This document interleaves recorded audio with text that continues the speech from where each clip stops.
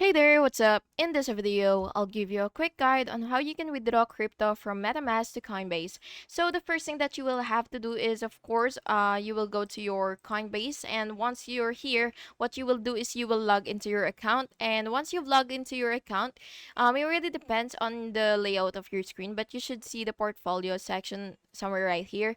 But yeah, you just gotta explore so that you will be able to actually find that.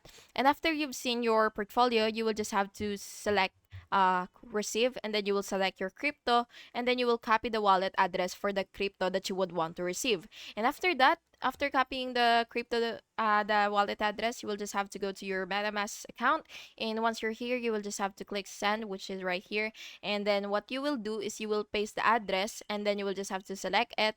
And then after that, and by the way, you should select the asset first, the desired assets first, and then after that you will just have to paste the address again, and then you will enter the amount. And yeah, that's basically just it, and you will just have to continue and confirm, and then you will check your Coinbase after a few minutes to confirm the deposit. And by the way, incorrect in networks or addresses can result in a permanent loss. So you should always double check every single thing, like the address, the networks, and all that stuff. So yeah, that's basically just it.